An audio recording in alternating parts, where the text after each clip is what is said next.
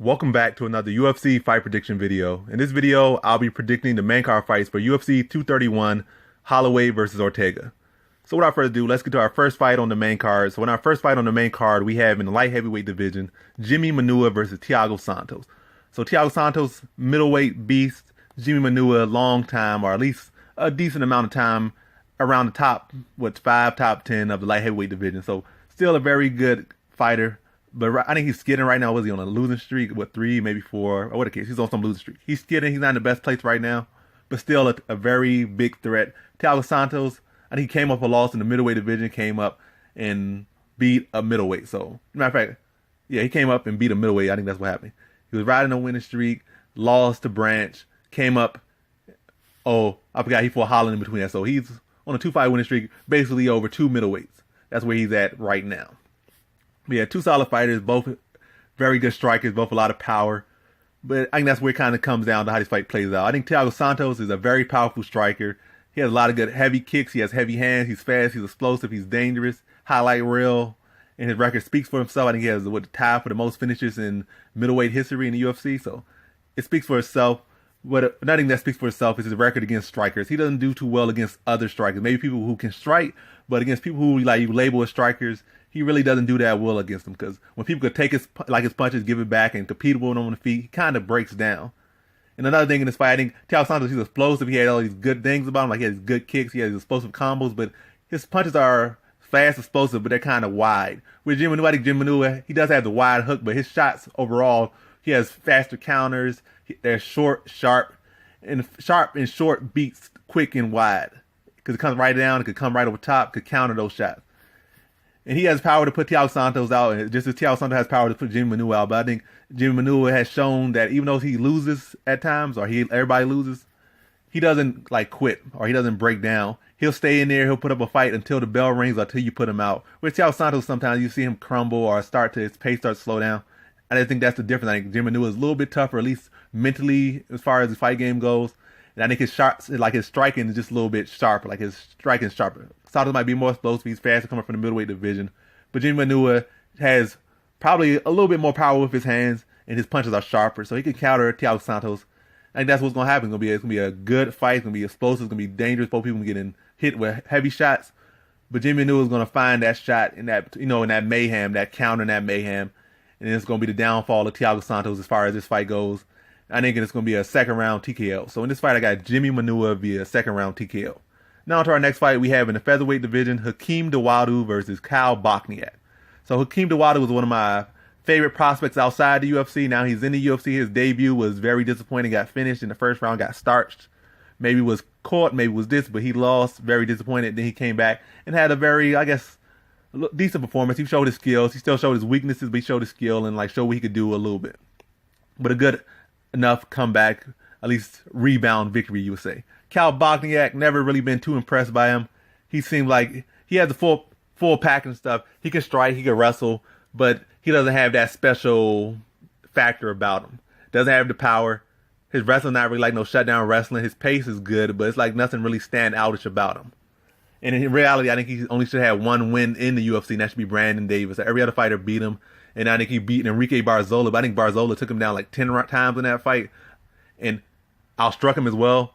So I don't know how he won that fight, but they gave it to him by split decision. I don't know what type of judges, what the judges were smoking, but they gave it to him. So he really should only be like 1-4 in the UFC. So I'm not impressed by anything he does. But I guess the most impressive thing he really done on his record was not beat Zabit, but he took Zabit to decision. I guess that's the most impressive thing he could do. Or maybe it was a low light on Zabit's career to have Bochniak make it a decision. Whatever the case is, he did that. That's the most impressive thing to me about him. Like, he's durable. He can compete with most people. He can hold his own, but how far can he really break ahead with his skill set without that real special factor, that striking or something, that extra factor to get him over?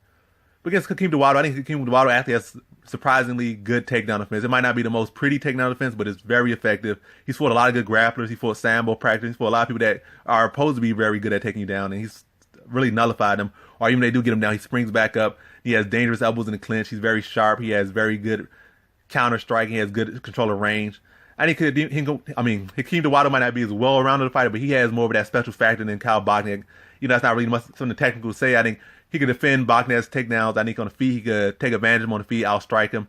Just got to avoid that straight because it's like he seems to have a opening for it. But if he can avoid that and just go to his striking, he should be able to beat Bogniak to a very, very clear, very clean decision. I think it'll be competitive, but I think it'll be like Hakeem Dawodu winning a pretty clear. Let me stop stuttering. It'll be Hakeem Dawodu wearing stuttering again, but it'll be Hakeem Dawodu winning a clear, clean cut decision. It might not be every round, but 29-28, maybe Kyle Bogniak kind of edges one round on one judge's scorecard. But I think for the most part, Dawodu will be able to keep it on the feet and pretty much just take advantage on the feet. Just be the fastest fighter, the sharper fighter. And I think he's just on a different level as far as striking goes outside of his defense for the straight. But in this fight, I got Hakeem Dawodu via decision. Then on to our next fight we have in the welterweight division, Alex Oliveira versus Gunnar Nelson. So Alex Oliveira came up from the lightweight division looking very dangerous at the welterweight division. Very dangerous. Strong, got that knockout power, very herky-jerky, and this a very tough outing for anybody.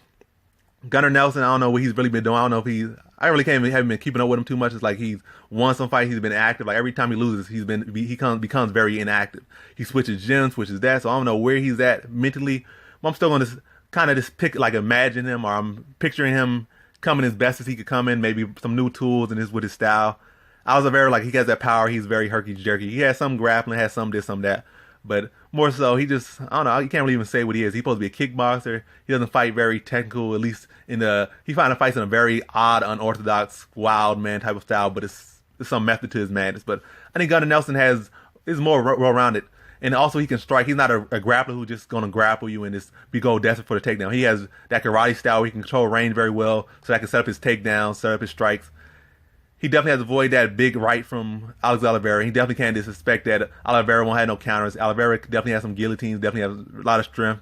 And that strength can make up for some of his technical holes and stuff. So Gunnar Nelson it's going to be an odd fight, but I think Gunnar Nelson is just a more well-rounded fighter. And he's not going to he's going to be picking apart Alex Oliveira instead of just rushing into anything or getting caught up in the madness.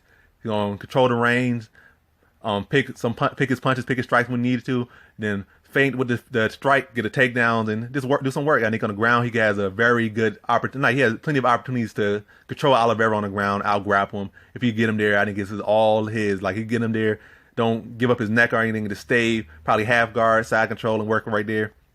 Pretty much avoid taking away all tools that Oliveira can have. I think he could definitely neutralize Alex Oliveira on the ground because he's a high-level grappler. But basically in this fight, I think it's going to be a gritty type of fight, but I got Gunnar Nelson via decision.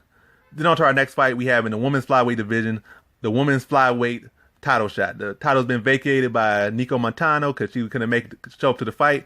So now you got Joanna coming up from 115 to 125 to face her, I guess you could say, old rival, even though she never beat her. You got Valentina Shevchenko versus Joanna Jędrzejczyk. So looking back at the old fights, I even looking back at it before they even fought or was even announced, like when Valentina first came to the UFC and they talked about she beat Joanna. I watched some of the fight. So looking even back then, I think Joanna was a more technical striker. She was faster, she was sharper, but it was the physicality of Valentina Shevchenko that was winning the fight. She would get in these clinches, she would muscle around, manhandle her basically. And I guess that's why she was at 135 and Joanna was at 115. So I think even to this day, Joanna's still a more technical striker. But Valentina's going to be the bigger fighter. Nothing's changed. She's still going to be the bigger fighter. She's still going to be a more physical fighter. Joanna's training her grappling. It's like Valentina at first, her grappling wasn't too impressive. Then it's like, after that Juliana Pena fight, her grappling shone through, and then at flyweight, her grappling been shown. So her grappling's been coming along very nicely. So I think it's pretty much gonna be the same thing. I think Joanna's gonna be the better striker as far as sharpness, but Valentina's gonna be to make it a very physical fight for her. She's gonna be in her face. She's gonna be striking her, and it seems like Joanna's chin hasn't been the best, and I think Valentina's gonna be able to drop her. Joanna's been dropped like at least 4 or 5 times in her career in the UFC by different fighters. So I think Valentina definitely could crack on the feet, whereas I think Valentina has the better chin, the better durability, but I think Joanna is still, like I said, a better striker, but the physicality of Valentina is going to shine through again. She's going to be able to have her way, at least in the grappling for the most part. On the feet, Joanna probably pick her apart from a distance, but I think Valentina will make it a close fight, at least on the striking, and then add in the physicality to, edge the rounds. I don't think it's going to be like a finish for any fighter, but I think it's going to be just a Valentina Shevchenko winning this fight via decision. It's going to be a war, but Valentina is going to edge her over, like in the past, with her physicality. So in this fight, I got Valentina Shevchenko via decision. Then on to our main event we have in the featherweight division, another title fight, one of the best title fights in UFC history, in my opinion. 2 young fighters in their prime, fighting for the title. You got Max Holloway versus Brian Ortega. So, looking at this fight, Max Holloway has been on tear. I think he's on like a 12, 13 fight winning streak, 9, some good winning streak. He's been looking like the man. But Brian Ortega has never lost in MMA, undefeated, and he just has that it factor. He looks just finds a way to win, and now he just hasn't even been needed to find a way to win. He just been winning. At first, he'd be like he had these wars, and he comes back and wins. Now he came out knocking Frankie Edgar out in the first round and stuff like that. It's like, man, what was it, second round, whatever case, he just getting the people out of there. It's not like he even has to go through too much war. Like now he's becoming scary. He's finding himself in the cage, on not only in the grappling but on his feet. He's just overall just finding himself in the cage, and that's very scary. So initially, when this fight was first announced, because at first it was, I don't know what card it was, but I already predicted the fight, and I had Max Holloway winning because, you know, his angles, he could move, he has good takedown defense, and he could probably just show up and put on a champion performance. But now I shifted to Brian Ortega after some time because Max Holloway, with the health issues, you don't know where his health is at, where his head is at. And it's not like he's fighting a fighter that's just like like one of those moderate fighters where they just kind of good everywhere. You're fighting almost a specialist, but also a guy with such crazy heart and stuff, such crazy, tenacity. So in this fight, like, Max Holloway, yes, he has good takedown offense. Yes, Brian Ortega's takedown offense isn't the best, but Brian Ortega if you look at the fight, Brian Ortega is not going to be lost on the feet against Max Holloway. Max Holloway will have a good advantage on the feet, but Ortega won't be lost. And I'm not saying Holloway is going to be lost on the ground, but on the ground, Holloway will be in danger at all times against Brian Ortega. It's a difference. So on the feet, Ortega's not always in danger, but on the ground, Holloway always is in danger against Ortega. Whether he take him down, whether he drop him, whether real in danger, Ortega drops him or Ortega gets on top of him. So it's like at any point it goes to the ground, Holloway is in danger. Whereas on the feet, Brian Ortega's not really in danger. And also, Holloway is not really a knockout artist to begin with. So it's not like he has to worry about some big shot. He still has to be respectful, not get caught, but he's not had to worry about one big shot all the time. It's not like he's fighting some power, heavy-handed dude that can knock you out at any second and explode on you. You're fighting kind of a technical breakdown type of fighter.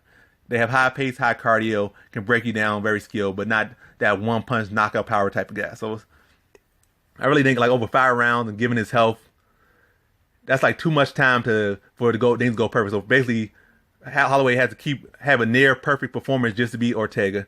And I think Ortega in his career has shown that he can overcome adversity. He gets better with the rounds. So if Holloway's winning, Ortega could come back. But if Ortega's winning the fight, it seems like in the past you've seen Holloway kind of like, at least before his winning streak, you've seen at times where he kind of just fade. Like against McGregor, that's way years ago. But against McGregor, he kind of faded. Against Poirier, he was good, but Poirier took him down. But again, early on in his career, he was fighting, but got out-wrestled and spent a lot of time on his back. But with Ortega, it's like, at no point is he not fighting. He's daily off his back. He's working for stuff on the ground, on the feet. Even you out punching him, he's working his way to trying to land. He's like nonstop, relentless. Never at any point do you ever see him giving up the fight. He fights every round like the fight's just starting. Like he's fighting every round like the same intention to go out there and finish you. So that's a very dangerous dude to go against.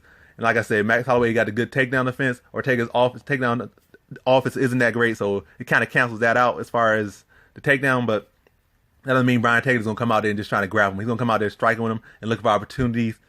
I think it's going to be a very good fight, be an exciting fight. But I actually have Ortega catching Holloway late with a 4th round submission. I think he's going to be able to be a good fight, but I think Brian Ortega is going to start to break Max Holloway down. Max Holloway can only be perfect for so long in this fight before Brian Ortega just catches him with something, whether it be a punch that changes the course of things, or whether it be a slip, or whether it be he just gets that takedown, gets in on a takedown or something. He's eventually going to find something, and he's going to get stronger as the fight goes on. Holloway's going to be strong throughout, but Brian Ortega is going to get stronger throughout, and that's just going to be where the fight just has this breaking point, or where the fight has its shifting point and shifts this to Brian Ortega, and when that happens, Brian Ortega is going to get that submission in the 4th, probably towards the mid part of the 4th round. So in this fight, I got Brian Ortega via 4th round submission. And that concludes my fight predictions for UFC 231, Holloway versus Ortega. Thanks for watching. Like, comment, and subscribe, and come back for more videos. Peace.